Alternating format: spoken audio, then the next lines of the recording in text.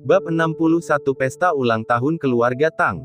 Alasan Fang Yu menelepon polisi adalah, pertama, untuk menghindari kerepotan mengurus mayat, dan kedua, untuk menciptakan masalah bagi Li Zhengrong. Senjata-senjata itu jelas diperoleh secara ilegal, dan polisi pasti akan melacak sumber senjata dan identitas kelompok orang itu. Dalam kasus ini, Li Zhengrong pasti akan terlibat. Malam ini sangat panjang bagi Li Zhengrong. Hu dan 10 orang bersenjata yang dikirimnya tidak pernah kembali. Jangan sampai terjadi apa-apa pada kelompok orang ini.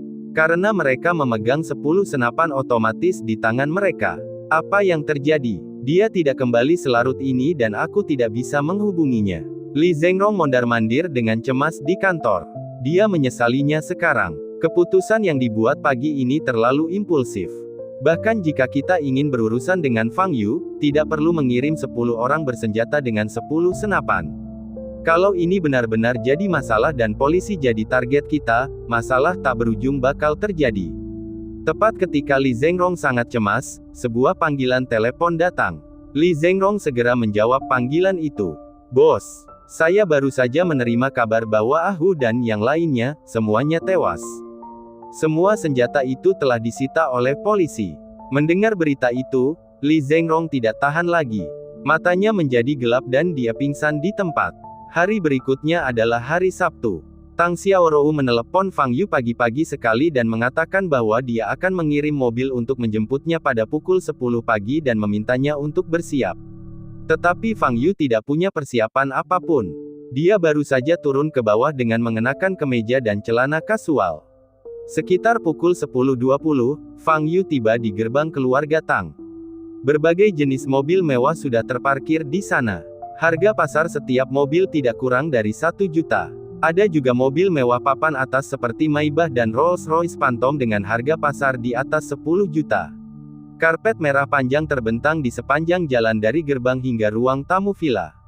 Fang Yu berjalan langsung ke dalam villa. Pada saat ini, villa itu sedang ramai dengan orang di mana-mana.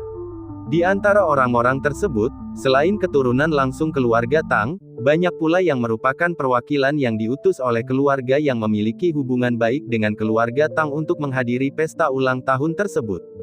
Fang Yu tidak mengenal sebagian besar orang-orang ini. Dia hanya punya satu tujuan menghadiri pesta ulang tahun itu, yaitu untuk makan makanan lezat. Jadi dia berjalan ke sudut ruang tamu, ke meja prasmanan tempat makanan diletakkan, dan bersiap untuk makan sesuatu. Seorang putri kecil sungguhan.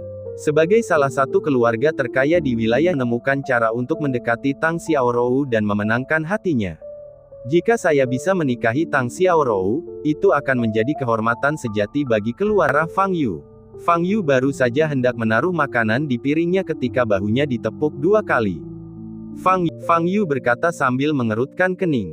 "Kakekku ingin bertemu denganmu dan membiarkan keluarganya mengenalmu," kata Tang Xiaorou. Fang Yu memikirkannya dan berdiri. Bagaimanapun juga, hari ini adalah pesta ulang tahun Tuan Tang. Karena dia ada di sini, kita seharusnya memberinya rasa hormat yang layak diterimanya. Di bawah pengawasan orang banyak, Fang Yu mengikuti Tang Xiaorou ke aula dalam. Semua orang tercengang. Bagaimana putri kecil keluarga Tang bisa begitu dekat dengan seorang pemuda yang bahkan tidak mengenakan pakaian resmi. Dan membawanya ke aula dalam. Aula dalam adalah tempat yang hanya bisa dimasuki oleh keturunan langsung keluarga Tang. Mungkinkah pemuda itu adalah Tang Xiaorou? Bagaimana itu mungkin? Mereka telah menyelidiki sebelumnya dan menemukan bahwa Tang Xiaorou saat ini tidak memiliki pasangan romantis. Fang Yu mengikuti Tang Xiaorou ke aula dalam. Ada 2 baris orang yang duduk di kedua sisi, semuanya adalah keturunan langsung keluarga Tang. Tuan Tua Tang duduk di posisi tengah di depan. "Dr. Fang, Anda di sini." Ketika dia melihat Fang Yu, Tang Mingde berdiri terlebih dahulu dan berjalan ke arahnya. Orang lain yang duduk di kedua sisi memandang Fang Yu dengan rasa ingin tahu. Apakah ini hanya seorang pemuda biasa, dokter ajaib Fang yang disebutkan oleh Tang Mingde? Apakah dialah yang berhasil membuat kondisi Tuan Tang membaik? Bukankah ini terlalu mudah? Dari sudut pandang manapun, dia tidak tampak seperti dokter ajaib dengan keterampilan medis yang luar biasa. Namun tak seorang pun akan mengucapkan hal tersebut dengan lantang, sebagian besar orang hanya akan mengeluh dalam hati. Dokter Ilahi Fang. Pada saat ini, seorang pemuda tampan juga maju ke depan. Fang Yu mengenalinya. Tang Feng lah yang dilihatnya di luar pondok jerami Xiaxiuzi hari itu. Ketika Tang Feng melihat Fang Yu saat ini, matanya penuh rasa hormat. Dia tahu segala sesuatu yang dilakukan Fang Yu. Dia tidak hanya menyelamatkan Tuan Tang, tetapi juga menyelamatkan Tang Xiaorou. Oleh karena itu, di mata Tang Feng, Fang Yu yang terlihat lebih muda darinya bagaikan seorang dermawan. Fang Yu mengangguk pada Tang Feng, lalu menatap Tetua Tang dan berkata, "Tetua Tang, aku berharap kamu panjang umur." Ketika mengatakan ini, Fang Yu merasa sedikit aneh. Lagi pula, satu-satunya orang yang benar-benar dapat mewujudkan kalimat ini adalah dirinya sendiri. Tuan Tang tersenyum dan berkata, "Dokter Fang, kemarilah duduk di sebelah saya." Selagi dia bicara, Tuan Tang menunjuk ke arah kursi di sebelahnya. Melihat ini, wajah anggota keluarga Tang di kedua belah pihak berubah. Penataan tempat duduk di aula dalam sangatlah khusus. Semakin tinggi status seseorang di keluarga Tang, semakin dekat pula ia dengan Tuan Tua Tang. Jadi Tang Mingde duduk di barisan terdepan, dan putra sulung Tuan Tang, Tang Wenyuan, duduk di barisan terdepan. Namun Tuan Tang juga menyiapkan tempat duduk tidak jauh darinya, yang berbeda dari tahun-tahun sebelumnya. Banyak orang yang sebelumnya masih berspekulasi, untuk siapa kursi itu. Baru sekarang aku sadar bahwa ini adalah kursi yang khusus disiapkan Tuan Tang untuk Fang Yu. Fang Yu memang orang luar, tetapi tempat duduknya sebenarnya lebih dekat dengan kakek Tang daripada Tang Mingde dan Tang Wenyuan. Ini menunjukkan betapa tingginya status pemuda ini di hati Tuan Tang. "Ayo pergi, kakek ingin kamu duduk di sana." Tang Xiaorou menarik tangan Fang Yu dan berkata dengan suara rendah. Fang Yu sebenarnya tidak ingin duduk karena dia sudah merasakan banyak tatapan aneh. Dia benci masalah dan tidak ingin terlibat dalam pertikaian internal keluarga Tang. Tetapi tidaklah tepat jika kami berbalik dan pergi saat ini. Jadi, dia berjalan ke tempat duduknya dan duduk. "Perkenalkan, inilah dermawan besar keluarga Tang kita, Fang Yu." Tuan Tua Tang berkata sambil tersenyum, "Saya masih bisa duduk di sini dan berbicara dengan Anda, semua berkat dia. Kalau tidak, saya tidak akan bisa mengadakan pesta ulang tahun tahun ini." Jangan meragukan Dokter Ilahi Fang hanya karena dia terlihat muda.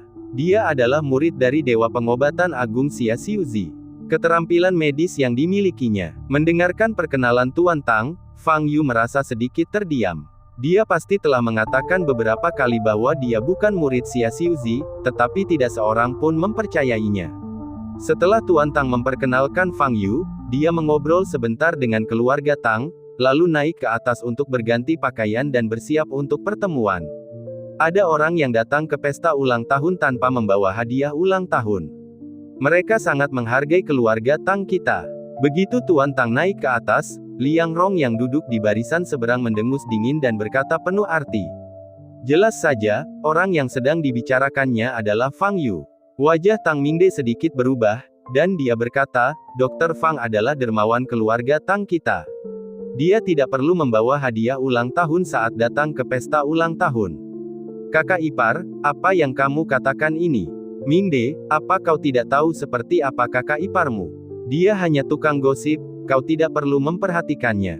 Pada saat ini, Tang Wenyuan berbicara. Tang Wenyuan terlihat agak mirip dengan Tang Mingde, tetapi ia mengenakan kacamata berbingkai emas dan temperamennya lebih feminin. Tang Mingde melirik Liang Rong dan tidak berkata apa-apa lagi. Tang Wenyuan menatap Fang Yu, matanya berbinar, dan berkata, "Dokter Fang, menurut ayah saya, keterampilan medis Anda sangat hebat. Kebetulan saya memiliki beberapa masalah kesehatan. Bisakah Anda membantu saya?" Bab 62 Ada yang salah denganmu. Setelah mendengar kata-kata Tang Wenyuan, semua orang di keluarga Tang menatap Fang Yu dengan tatapan tajam. Mereka juga ingin melihat apakah tabib Fang sekuat yang dikatakan Tuan Tua Tang.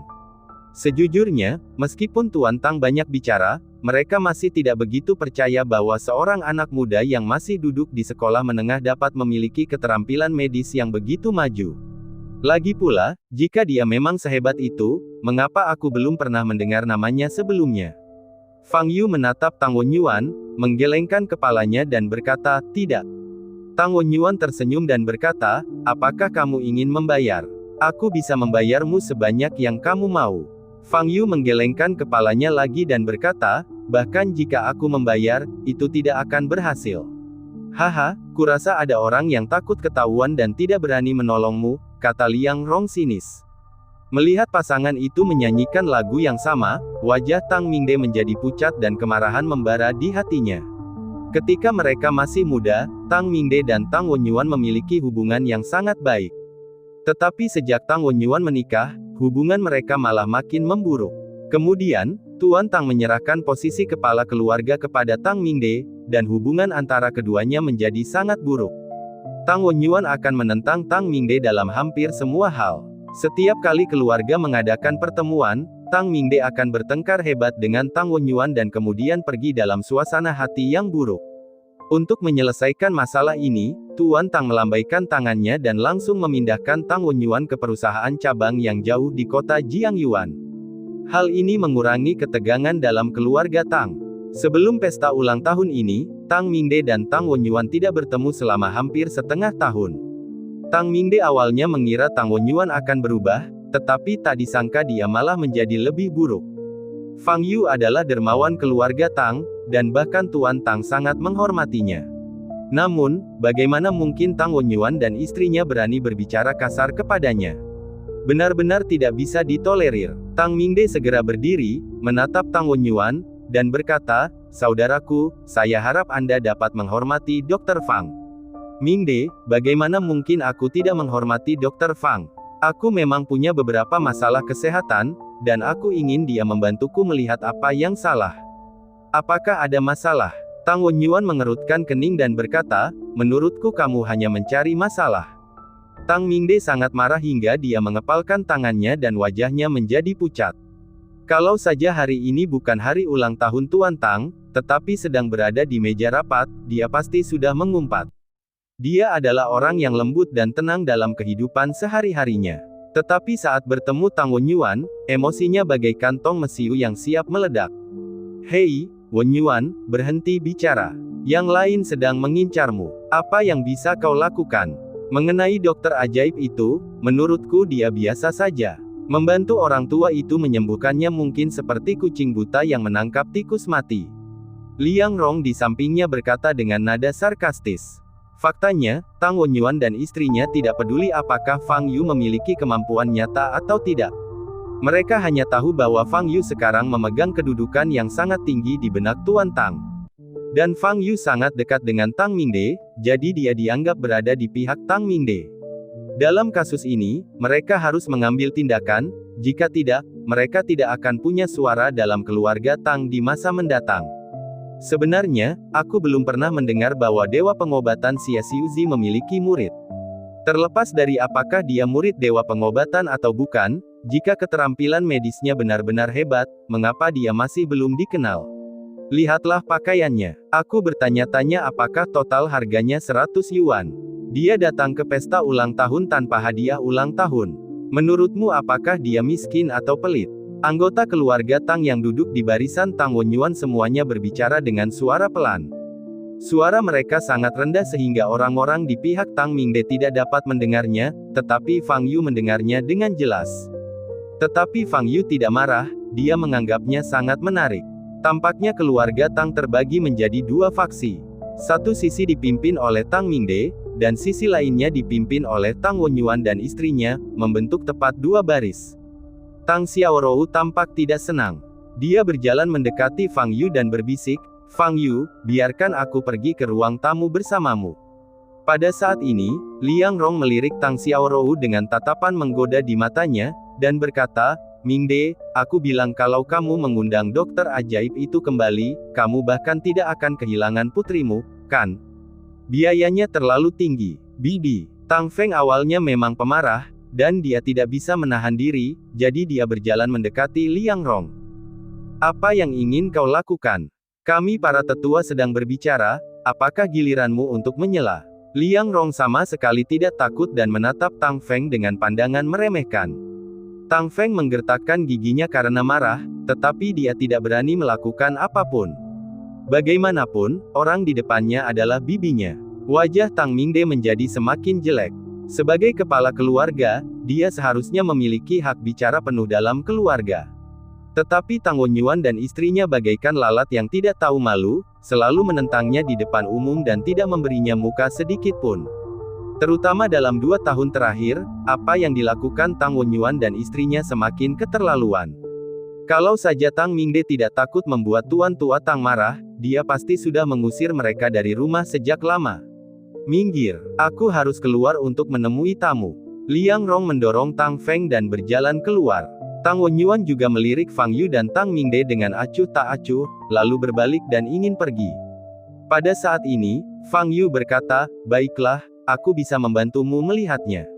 Sambil berbicara, Fang Yu berdiri dan berjalan menuju Tang Wenyuan. "Kamu punya lebih dari satu masalah." "Ada banyak. Aku akan ceritakan satu masalah yang paling kamu pedulikan." Mata Tang Wenyuan sedikit berubah, dan dia berdiri di sana menatap Fang Yu. Anggota keluarga Tang lainnya yang hadir juga memandang Fang Yu. "Anda mengalami kekurangan ki ginjal yang serius. Anda sering merasa lelah, sakit punggung, dan rentan terhadap kerontokan rambut serta insomnia." Fang Yu berkata sambil tersenyum. "Masalah yang paling serius adalah Anda tidak dapat berhubungan seks di sana. Anda mungkin sudah lama tidak dapat berhubungan seks secara normal." Begitu Fang Yu selesai berbicara, wajah Tang Wenyuan dan istrinya berubah. Terutama Tang Wenyuan, matanya penuh dengan kengerian. Gejala yang dijelaskan Fang Yu pada dasarnya semuanya benar. Anggota keluarga Tang lainnya yang hadir saling memandang dengan bingung. Apakah ada yang salah dengan Tang Wenyuan? Bagi seorang pria, itu menjadi masalah martabat. Beberapa pria memiliki tatapan menggoda di mata mereka. Liang Rong tampak muram, menatap Fang Yu, dan berkata dengan suara tajam, "Omong kosong macam apa yang kamu bicarakan? Tidak ada yang benar. Tidak ada masalah dengan Wen Yuan sama sekali." Tetapi perilaku Liang Rong membuatnya tampak seperti dia mencoba menyembunyikan sesuatu. Tatapan mata semua orang menjadi semakin menggoda. "Lalu mengapa energi ginjalmu tidak mencukupi?" Alasannya sangat sederhana, karena saat muda, kamu tidak memiliki pengendalian diri dan berhubungan seks hampir setiap hari, terkadang bahkan lebih dari sekali atau 2 kali sehari. Selama itu, energi ginjalmu sangat terkuras. Fang Yu melanjutkan. Wajah Tang Wenyuan berubah ungu. Apa yang dikatakan Fang Yu semuanya benar. Saat muda, dia memang sangat bernafsu dan hampir setiap hari tergila-gila pada wanita, tidak bisa melepaskan diri. Tentu saja, hal yang paling fatal bukanlah pemanjaan diri di masa muda. Melainkan, setelah berusia 35 tahun, Anda masih melakukan hubungan seksual dengan frekuensi yang sangat tinggi. Inilah alasan mendasar yang menyebabkan situasi Anda saat ini. Fang Yu menambahkan. Setelah mendengar ini, wajah Liang Rong berubah. Setelah usia 35, dia dan Tang Wenyuan jarang melakukan hal semacam itu. Jadi, siapa yang diikuti Tang Wenyuan? Memikirkan hal ini, Liang Rong segera menatap Tang Wenyuan dan menemukan lapisan keringat dingin muncul di dahi Tang Wenyuan. Namun Liang Rong segera tenang kembali. Jangan bicara tentang apakah apa yang dikatakan Fang Yu benar atau tidak. Jika dia berperilaku tidak pantas sekarang, hal itu akan mengonfirmasi hal-hal ini, dan kemudian dia akan ditertawakan. Oleh karena itu, semakin tenang dia saat ini, semakin tidak dapat dipercaya kata-kata Fang Yu. Tetapi hanya dia sendiri yang tahu bahwa semua yang dikatakan Fang Yu benar. Setelah berusia 35 tahun, dia memang sudah bosan dengan Liang Rong dan sering keluar untuk bermalam dengan wanita lain. Namun dia tidak akan pernah mengakui hal seperti itu. Jika tidak, itu akan lebih dari sekadar masalah rasa malu. Kau pasti sudah ke banyak rumah sakit dan berkonsultasi dengan banyak dokter, kan? Tapi tidak ada satupun yang bisa menyelesaikan masalahmu. Fang Yu tersenyum tipis dan berkata, "Mungkin aku satu-satunya orang di dunia ini yang bisa membantumu sembuh." Mendengar ini, Tang Wenyuan menatap Fang Yu dengan sedikit kegembiraan di matanya. Sebagai seorang pria, tidak pandai dalam aspek ini sungguh sangat menyakitkan. Dia bersedia menghabiskan uang berapapun asalkan dia bisa disembuhkan. Tapi sayang, aku tidak menyukaimu. Jadi, mustahil bagiku untuk membantumu menyembuhkanmu, kata Fang Yu ringan. Mendengar ini, ekspresi Tang Wenyuan membeku, lalu wajahnya berubah muram. Bab 63 Siapa Fang Yu? Fang Yu ini hanya menggodanya dengan sengaja. Meskipun dia tidak pernah mengakuinya, perilakunya tadi sudah menjelaskan sesuatu. Tang Wenyuan melihat sekelilingnya dan mendapati banyak orang tengah menatapnya dengan tatapan menggoda dan mengejek. Wajah Tang Wenyuan tampak jelek sekali. Ini adalah sesuatu yang seharusnya hanya dia dan Liang Rong yang tahu, ini rahasia. Tapi Fang Yu mempublikasikannya. Sebagian orang mungkin mempercayainya, sebagian lagi mungkin tidak. Tetapi apapun yang terjadi, benih-benih telah ditanam di hati para anggota keluarga Tang ini. Di masa depan, ketika orang-orang ini melihat Tang Wenyuan, mereka pasti akan teringat pada rumor tentang dia yang tidak bagus dalam aspek itu.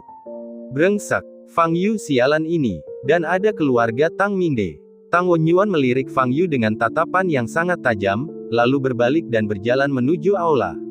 Wah, apa yang kamu katakan itu diduga sebagai pencemaran nama baik. Bersiaplah untuk menerima surat dari pengacara. Liang Rong pergi setelah mengatakan ini. Fang Yu, ayo kita keluar juga. Pesta ulang tahun akan segera dimulai. Melihat Tang Wenyuan dan istrinya dipermalukan, Tang Xiaorou sangat senang dan wajahnya penuh dengan senyuman. Tang Mingde menatap Fang Yu dan berkata dengan nada meminta maaf, Dr. Fang, maafkan aku, kakak laki-lakiku. Tidak apa-apa, aku tidak menyimpannya dalam hati, kata Fang Yu. Begitu Tuan Tang keluar ke aula, para tamu di aula mulai berdatangan untuk memberinya hadiah ulang tahun. Tuan Tang, saya dari keluarga Huang di kota Guanglong. Nama saya Huang Shaofeng. Kakek saya Huang Tianrong sedang sakit dan tidak datang sendiri. Saya berharap ini adalah hadiah ulang tahun yang kami persiapkan untuk Anda. Seorang pria paruh baya melangkah maju dan menyerahkan hadiah ulang tahun di dalam kotak hadiah dengan ekspresi hormat. Huang Tianrong selalu dalam kondisi kesehatan yang baik. Dia pasti akan segera membaik. Jika saatnya tiba, aku akan memintanya untuk datang dan minum bersamaku secara langsung. Tuan Tua Tang berkata sambil tersenyum. Melihat betapa energiknya Tuan Tang, banyak tamu yang terkejut. Sebelumnya, ada rumor di Jiangnan bahwa Tang sakit parah, sekarat, dan hampir meninggal. Tetapi sekarang setelah melihatnya secara langsung, dia terlihat sangat sehat dan penuh energi, sama sekali tidak seperti orang sakit. Tampaknya rumor sebelumnya hanya sekadar rumor. Satu persatu, anggota keluarga maju untuk memberikan hadiah ulang tahun. Fang Yu ingin pergi ke konter prasmanan di sudut untuk makan sesuatu, tetapi dihentikan oleh Tang Xiaorou. Bisakah kamu tinggal di sini bersamaku sebentar? Sangat membosankan dan canggung bagiku untuk berdiri di sini sendirian. Tetapi, lebih memalukan lagi bagiku untuk berdiri di sini. Disinilah kalian, keluarga Tang, berdiri, kata Fang Yu. Banyak orang telah memperhatikan Fang Yu berdiri di samping Tang Xiaorou. Dia benar-benar bisa berdiri di meja resepsionis keluarga Tang. Posisi itu biasanya ditempati oleh keturunan langsung keluarga Tang. Fang Yu, orang luar, mampu berdiri di posisi itu, dan tepat di sebelah Tang Xiaorou, yang berarti bahwa dia mungkin benar-benar pacar atau tunangan Tang Xiaorou. Namun, jika Tang Xiaorou benar-benar memiliki tunangan atau pacar, berita itu pasti sudah menyebar ke seluruh Jiangnan sejak lama. Bagaimana mungkin tidak ada berita sama sekali? Terutama laki-laki itu, dia tampak asing, aku belum pernah melihatnya sebelumnya, dan dia tidak tampak seperti anak dari keluarga kaya. Merasakan banyak mata tertuju padanya, Fang Yu sedikit mengernyit. Aku seharusnya tidak berdiri di sini. Dia melirik sekilas ke arah para tamu dan melihat Ji Rumei di antara mereka. Ji Rumei juga menatap Fang Yu dan tersenyum manis. Fang Yu segera menghindari pemandangan itu. Mereka sangat mirip. Mereka sangat mirip. Fang Yu menoleh ke samping dan melihat wajah lain yang dikenalnya. Qin Yimo. Bagaimana dia sampai di sini? Keluarga Qin adalah keluarga yang berakar di ibu kota, dan seharusnya hanya memiliki sedikit hubungan dengan keluarga-keluarga kaya di wilayah Jiangnan. Tak lama kemudian, Ji Rumei maju dan menyerahkan hadiah ulang tahun itu, sambil berkata dengan hormat, Tuan Tang, saya mendoakan keberuntungan Anda seluas Laut Timur, dan semoga Anda mendapatkan hari ini setiap tahun. Ini adalah buah persik ulang tahun emas yang telah dipersiapkan dengan saksama oleh keluarga Ji untuk Anda. Terimalah. Baiklah, aku pasti akan pergi ke rumahmu suatu hari nanti dan bermain catur 300 ronde dengan ayahmu. Kata Tuan Tang sambil tertawa terbahak-bahak. Begitu Ji Rumei muncul, terdengar seruan dari orang-orang di sekitarnya. Selain penampilan Ji Rumei yang cantik, yang lebih mengejutkan lagi adalah Ji Rumei benar-benar muncul di pesta ulang tahun Tuan Tang. Status keluarga Ji di Jiangnan sebanding dengan keluarga Tang, dan keduanya termasuk keluarga kaya raya. Hubungan antara kedua keluarga itu sebelumnya hanya rata-rata dan mereka jarang mengunjungi satu sama lain. Namun sekarang, putri keluarga Ji benar-benar muncul di pesta ulang tahun Tuan Tang. Apakah ini mengirimkan pesan bahwa keluarga Tang dan keluarga Ji, dua raksasa ini, akan bersatu? Jika kedua keluarga ini benar-benar bersatu, keluarga mana di Jiangnan yang dapat bersaing dengan mereka? Semua orang yang hadir terkejut dan tampak tertegun. Qin Yimo adalah orang terakhir yang melangkah maju dan memberikan hadiah ulang tahun. Penampilannya juga menimbulkan keributan. Qin Yimo sangat cantik. Wajahnya sempurna, kulitnya seputih salju, dan tubuhnya yang indah membuat banyak pria iri. Meskipun dia hanya mengenakan seragam kerja, dia menonjol dari 90% wanita yang hadir. Hanya Ji Rumei dan Tang Xiaorou yang bisa menyaingi kecantikannya. Namun dalam hal aura, Qin Yimo lebih kuat dari dua lainnya.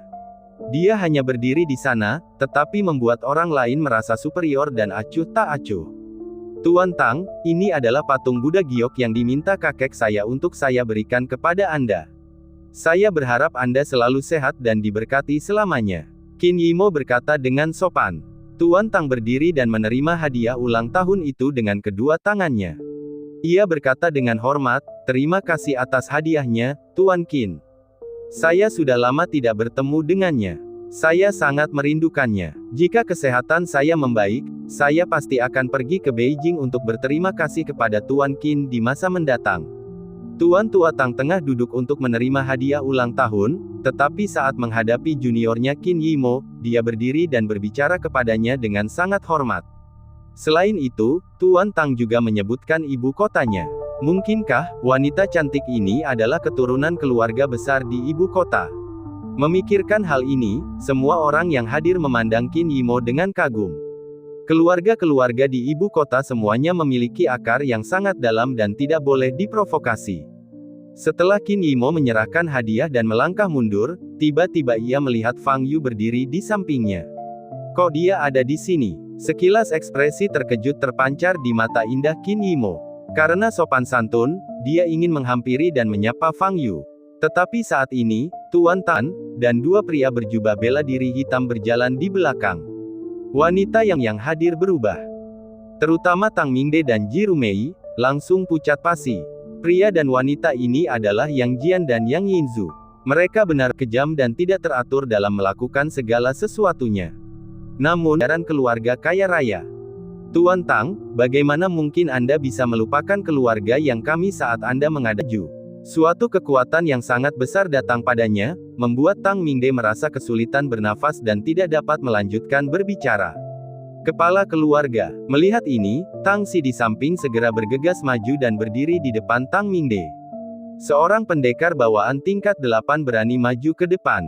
Ucap Yang Jian dengan wajah sekeras besi. Dia mengulurkan tangannya dan mengipasi udara. Engah. Tang Si memuntahkan seteguk darah, terbang ke samping seperti layang-layang yang talinya putus, menghantam pilar batu dengan keras, dan jatuh ke tanah. Paman keempat. Mata Tang Xiaorou memerah dan dia berteriak. Orang lain yang hadir semuanya terkejut dan tampak ngeri. Apakah ini jenius seni bela diri legendaris dari keluarga Yang Jian? Kekuatan ini terlalu mengerikan. Aku khawatir sesuatu yang besar akan terjadi di keluarga Tang hari ini. Tatapan mata Yang Jian setajam pedang. Dia melirik Tang Mingde yang wajahnya pucat, lalu melihat sekeliling. Dia bertanya dengan suara dingin, siapa Fang Yu? Bab 64 Kekuatan Grandmaster. Aula keluarga Tang sunyi saat ini. Siapapun yang dilirik oleh Yang Jian akan merasakan hawa dingin menjalar dari telapak kaki mereka, seolah-olah mereka tengah terjatuh ke dalam gua es. Momentum Yang Jian sangat kuat. Pada saat yang sama, semua orang memiliki keraguan besar dalam benak mereka. Siapa Fang Yu? Mengapa dia memprovokasi keluarga Yang? Tuan Tua Tang menatap Yang Jian, matanya penuh kengerian dan tubuhnya sedikit gemetar. Hari ini adalah ulang tahunnya yang ke-74, dan dia tidak pernah menyangka akan menghadapi situasi seperti ini. Melihat tak seorang pun menjawab, Yang Jian melangkah maju, menatap Tang Mingde, dan berkata kata demi kata, "Saya bertanya lagi, siapa Fang Yu?" Dengan setiap kata yang diucapkan Yang Jian, tekanan pada Tang Mingde bertambah kuat. Tang Mingde tidak pernah berlatih seni bela diri dan hanyalah manusia biasa. Bagaimana dia bisa menahan tekanan dari seorang ahli seni bela diri? Kakinya gemetar hebat dan dia bisa saja terjatuh ke tanah kapan saja. Yang Yinzu, yang berdiri di samping Yang Jian, memandang Tang Mingde dengan jijik dan berkata, "Tuan Tang, serahkan orang itu. Saya jamin tidak akan terjadi apa-apa padamu."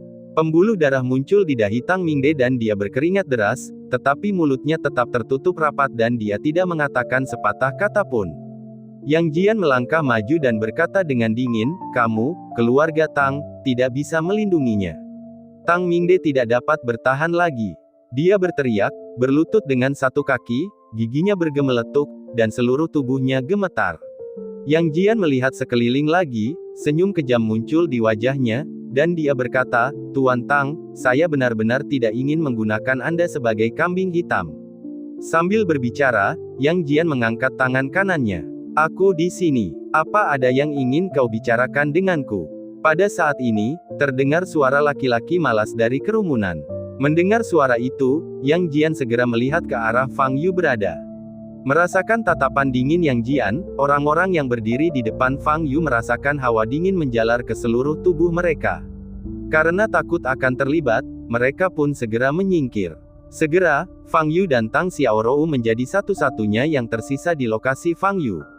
Wajah Tang Xiaorou pucat dan dia tidak bisa berhenti gemetar. Yang Su dipukuli seperti itu oleh Fang Yu. Yang Jian pasti tidak akan membiarkan Fang Yu pergi dengan mudah hari ini. Pada saat ini, mata Yang Jian dan Fang Yu bertemu di udara. Mata Yang Jian dingin dan tajam, bagaikan pisau, yang mampu menembus hati seseorang. Mata Fang Yu tampak acuh tak acuh, bahkan sedikit kosong, tanpa banyak emosi. Seorang pembudidaya dalam tahap pembangunan pondasi. Fang Yu sudah lama tidak berurusan dengan seorang kultivator tahap pendirian fondasi. Yang Jian memasuki tahap pembangunan fondasi saat usianya kurang dari 30 tahun. Di dunia saat ini, ia dianggap sebagai makhluk yang mengerikan. Namun, Fang Yu telah hidup selama hampir 5.000 tahun dan telah melihat terlalu banyak orang jenius. 4.000 tahun yang lalu, energi spiritual di bumi masih melimpah. Saat itu, ada banyak sekali orang jenius di dunia kultivasi, masing-masing lebih menakjubkan dari yang lain. Di setiap periode, akan selalu ada monster baru yang muncul. Ada orang yang mampu menembus tahap pembangunan fondasi setelah 1 tahun berlatih, ada yang mampu menyerap energi spiritual langit dan bumi pada usia 3 tahun, dan ada yang mampu naik menjadi abadi dalam waktu kurang dari 1.000 tahun berlatih. Fang Yu yang pernah mengalami era seperti itu, tentu saja memandang rendah Yang Jian. Faktanya, bukan hanya Yang Jian saja yang dipandang rendah oleh Fang Yu, tetapi semua praktisi di era ini. "Apakah kamu Fang Yu?" Yang Jian menatap Fang Yu, sedikit mengernyit, dan bertanya.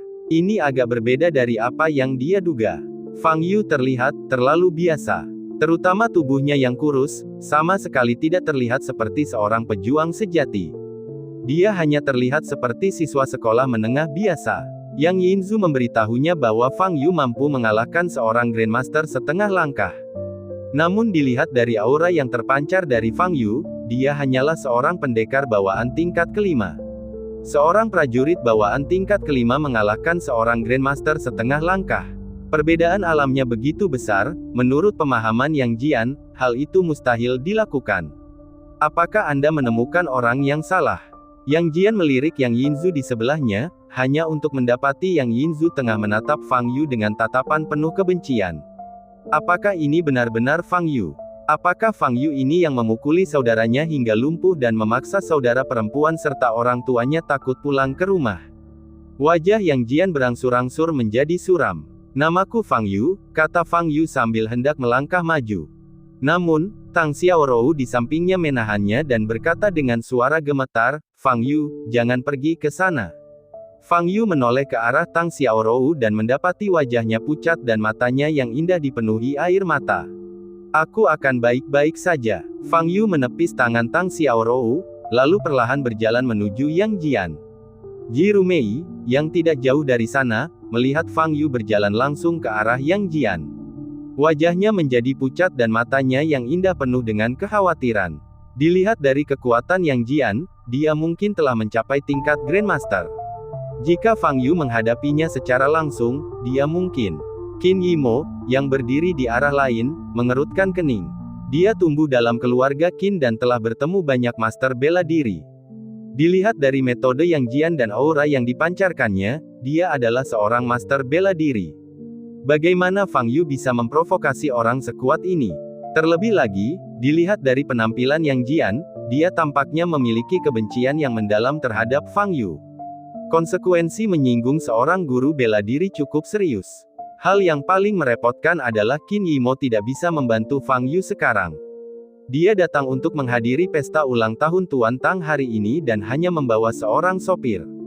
Pengemudi itu hanya memiliki kekuatan alam bawaan tingkat ke-11, jadi dia jelas bukan tandingan Yang Jian. Apakah saya perlu mengungkapkan identitas saya?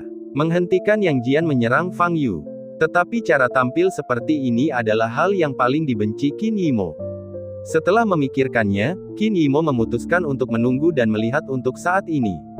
Dia juga ingin memanfaatkan kesempatan ini untuk melihat kemampuan apa yang dimiliki Fang Yu sehingga membuat kakeknya Qin Wudao sangat menghargainya. Fang Yu berjalan hingga jarak 2 meter dari Yang Jian dan berhenti. Apakah orang itu Fang Yu? Dia tidak ingin hidup, bukan? Beraninya dia berjalan di depan Yang Jian. Yang Jian penuh dengan aura pembunuh. Orang-orang lain di aula menatap Fang Yu dengan ngeri di mata mereka. Dia menatap Yang Yinzu yang berdiri di samping Yang Jian dengan tatapan berbisa di matanya dan bertanya, apakah kamu Yang Yinzu? Ketika Yang Yinzu melihat Fang Yu, dia teringat pada laporan pemeriksaan fisik Yang Su. Dia tidak bisa mengendalikan emosinya sama sekali dan berkata dengan kesal, Fang Yu, aku akan membalasmu 10 kali lipat atas luka yang diderita saudaraku.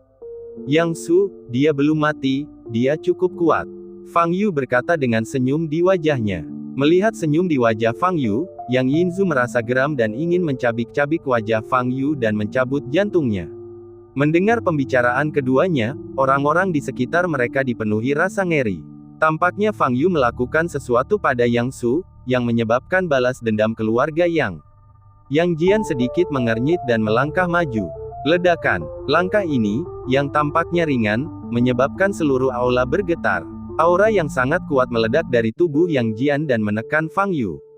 Kekuatan Grandmaster. Jika seorang prajurit biasa menghadapi tekanan sekuat itu, ia akan roboh dan terjepit ke tanah, tidak bisa bergerak.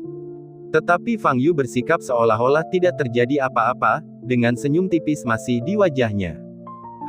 Mata Yang Jian bergerak sedikit, dan dia melangkah maju. Tekanan yang diberikan pada Fang Yu menjadi sedikit lebih berat. Ledakan. Lantai ubin di bawah kaki Fang Yu amblas parah. Betapa kuatnya tekanan itu. Ketika orang-orang di sekitar melihat kejadian ini, mereka merasa kedinginan. Yang Jian terlalu kuat. Begitu dahsyatnya hingga membuat takjub. Kebanyakan dari mereka telah berhadapan dengan prajurit bawaan, dan beberapa telah melihat keterampilan master setengah langkah. Tetapi ini adalah pertama kalinya mereka melihat metode yang digunakan oleh seorang master bela diri. Baru sekarang mereka menyadari bahwa ada orang-orang kuat seperti itu di dunia ini. Tetapi meskipun lantainya retak, Fang Yu masih berdiri di sana dengan ekspresi santai di wajahnya, tanpa ada perubahan apapun dalam ekspresi atau gerakannya. Yang Jian mengerutkan kening lebih. Aku sangat senang kau kembali untuk mencariku. Pada saat ini, Fang Yu berkata, dengan begitu aku tidak perlu mencarimu. Mendengar ini, Yang Yinzu langsung tertawa. Tawanya indah, tetapi matanya yang indah penuh dengan keganasan. Dia berkata, Fang Yu, apakah kamu pikir kamu sangat kuat? Apakah kamu pikir kamu tak terkalahkan? Mungkin aku menemukan banyak sampah untuk berurusan denganmu sebelumnya, yang memberimu ilusi. Sekarang, kakak laki-lakiku telah kembali setelah memasuki alam Grandmaster, dan dia pasti akan mengambil nyawamu. Untuk membalaskan dendam Suer, mata Yang Yinzu merah, dipenuhi kebencian. Yang Jian tidak mengatakan apa-apa, tetapi menatap Fang Yu dengan ekspresi terkejut di matanya. Tekanan yang diberikannya pada Fang Yu sangat berat, tetapi Fang Yu tampak sangat santai. Bab 65 Duel. Yang Jian menarik kembali momentum yang telah diberikannya pada Fang Yu, matanya berkedip, dan dia berkata, hari ini pukul 3 sore, di arena seni bela diri Asosiasi Seni Bela Diri Kota Jianghai, aku akan melakukan duel yang adil denganmu di hadapan Asosiasi Seni Bela Diri. Apakah kamu berani menerimanya? Asosiasi Seni Bela Diri. Duel. Fang Yu menatap Yang Jian dan sedikit menyipitkan matanya. Dia tidak tampil di panggung pertarungan selama bertahun-tahun, dan dia sedikit merindukan perasaan itu. Baiklah, jawab Fang Yu. Yang Jian menatap Fang Yu dalam-dalam dan berkata dengan suara dingin, saya harap kamu bisa datang ke arena kompetisi tepat waktu sore ini. Setelah berkata demikian, dia berbalik dan bersiap pergi. Pada saat ini, Fang Yu tiba-tiba berbicara. Yang Jian berhenti sejenak dan bertanya, apa masalahmu? Kau melukai Tang Xi. Agar adil, kau seharusnya membiarkanku melukai salah satu orangmu juga, kan?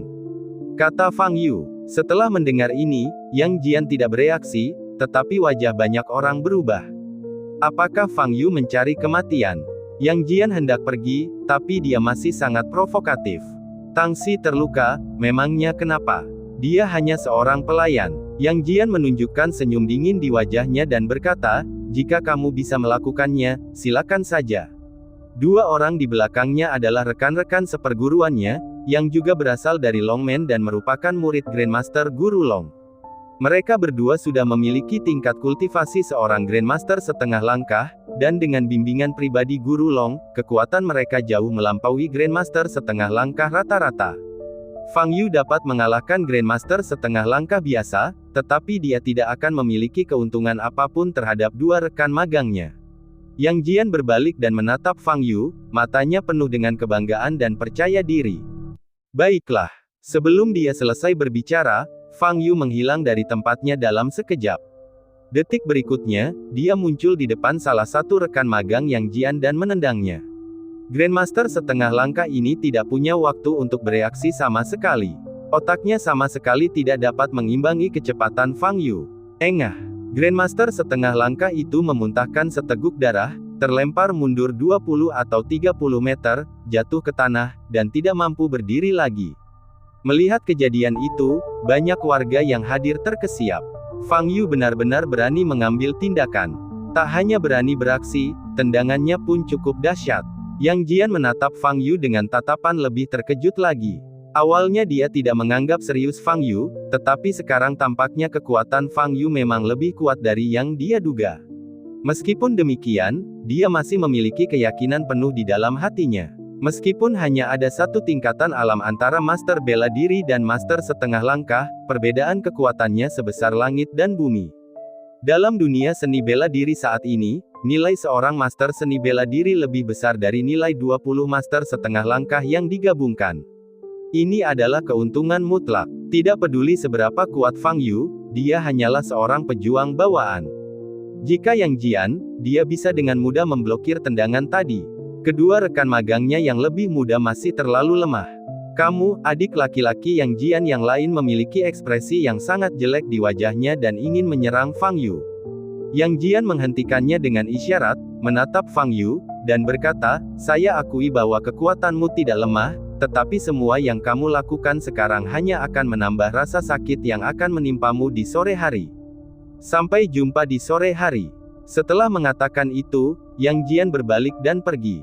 Yang Yinzu melirik Fang Yu dengan dingin dan mengikuti Yang Jian pergi. Rekan magang yang lain segera pergi menolong magang yang terjatuh itu dan membawanya pergi bersama-sama. Setelah keluar dari gerbang keluarga Tang, Yang Jian melihat adik laki-lakinya yang ditendang oleh Fang Yu dan masih memegangi perutnya dengan darah di sudut mulutnya, dan bertanya, adik laki-laki Luo, apa yang terjadi padamu? Luo Ziming menggelengkan kepalanya dan berkata, saya baik-baik saja, saya hanya mengalami cedera ringan di perut. Memikirkan kecepatan kilat Fang Yu dan kekuatan tendangan tadi, Luo Ziming masih merasakan ketakutan yang tersisa. Yang Yinzu di samping tidak dapat menahan diri untuk bertanya, kakak, mengapa kamu tidak membunuh Fang Yu saja? Yang Jian melirik Yang Yinzu dan berkata, Fang Yu harus dibunuh, tetapi membunuhnya di sini dan di depan Asosiasi Seni Bela Diri akan memiliki efek yang berbeda. Saya sudah berlatih dengan guru terlalu lama dan sudah lama tidak muncul di depan publik. Saya kira banyak orang telah melupakan keberadaan keluarga Yang dan saya. Kebetulan sore ini, saya akan memberitahu seluruh Jiangnan bahwa saya, Yang Jian, telah kembali. Mulai sekarang, keluarga yang tidak akan diganggu lagi oleh siapapun.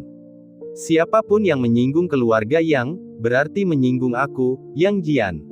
Nasibnya akan seperti Fang Yu di arena bela diri. Ketika mengatakan ini, mata Yang Jian bagaikan guntur dan momentumnya bagaikan pelangi. Yang Yinzu menatap Yang Jian, matanya yang indah dipenuhi dengan keterkejutan. Kakak tertuanya kini telah tumbuh menjadi pria yang benar-benar kuat.